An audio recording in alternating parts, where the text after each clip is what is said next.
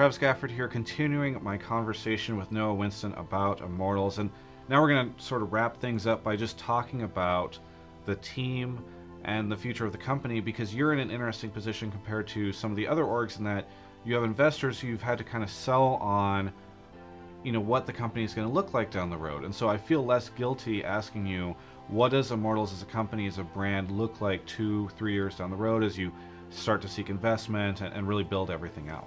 I think it's a difficult question for me to answer, right? Because there's a lot of different paths that Immortals could go down. And the stage we're in right now is we're kind of trying to evaluate within esports, like, what is the most scalable part of esports? Because for a lot of teams, new teams, old teams, right, you see them do really well in one game, like TSM, super good in League of Legends. Then what, right? And for them, the way that they interpreted the scalability of esports is, well, the way that we grow is we get more teams, right? And when we get more teams, that means we're a better company. And maybe that's true, but also maybe it's not, right? Like, maybe the way you grow an esports brand isn't by investing in just more teams.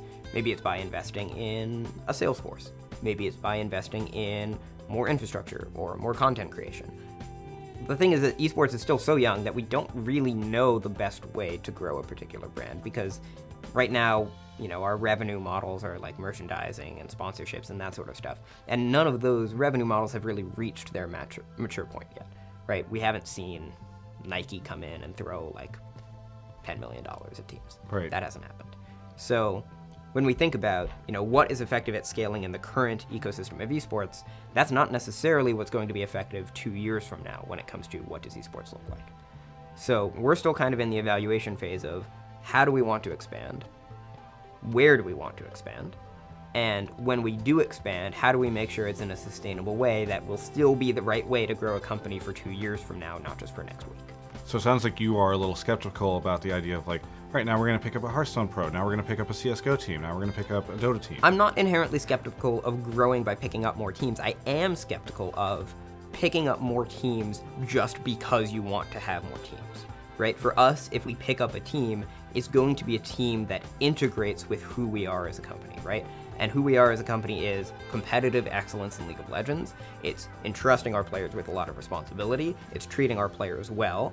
And so if an opportunity comes up to have a CSGO team that isn't really, really good, or to have a CSGO team that has players on it that can be unprofessional on social media, or if it's a CSGO team or any team that has elements of it that don't quite fit the brand, we're not at the point where we think it's important to force a fit. My eSports and Chill co-host, Kelby May, has brought this up several times, and I'm sure I'd get yelled at if I didn't ask you this question, but he's very curious about the sponsor side of things and how, you know, when sponsorship is going to come into Immortals. And again, through my conversations with him, it's raised questions for me as well, because I know in the past there were a lot of teams like Gravity who just didn't really seem to seek out sponsorship.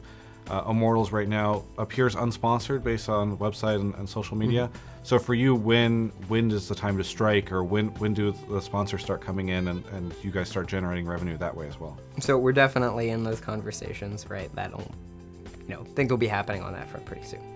But I think a lot like what we're talking about with expanding into teams and avenues of expansion, when it comes to sponsorships, it's important that we also make sure that we don't have to force a fit, right?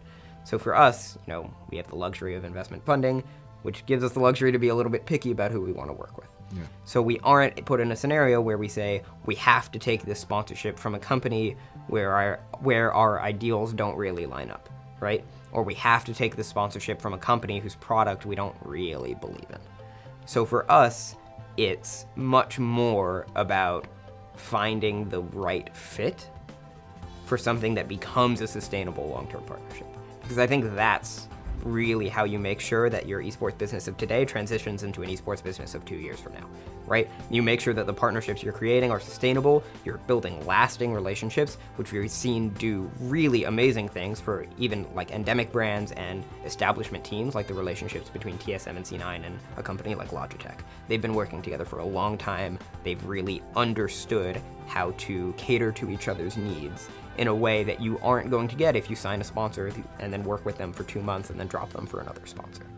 Immortals Logitech sponsorship confirmed? Is that what's happening there? No, that's name not dropping them? there. All right. Well, you know, at the end of all of my interviews, especially with the pro players, I usually give an opportunity to address any of the fans out there, or say anything that you want to say. So for you, is there anything that you would like to say to any of the Immortals fans out there who are watching the team and wondering what the future holds? Yeah, so I think I've said this in some of the other interviews I've done with you, but so the motto, or de facto motto of Immortals is professionally owned, passionately run. And what we're really trying to do is unite the decades of business experience that our investors have with the closeted passion for gaming, or not so closeted passion for gaming, that they have. So these investors were really happy to discover that there was an industry rising up with a much bigger audience for this passion that they had than they ever really knew existed. And so what they want to build, and what I'm helping them build, is a company that's going to leave a permanent mark on the way that our ecosystem and our industry is shaped, and is going to stick around in a long-term sustainable way to make sure that we're an inextricable part of the way that esports is going to grow. Well, thank you so much, Noah, for that. I really appreciate you coming into the studio today to talk to us, and really fantastic to get an idea of how the team came about and your background, etc. For everyone else, you can check out more esports coverage here at Yahoo Esports.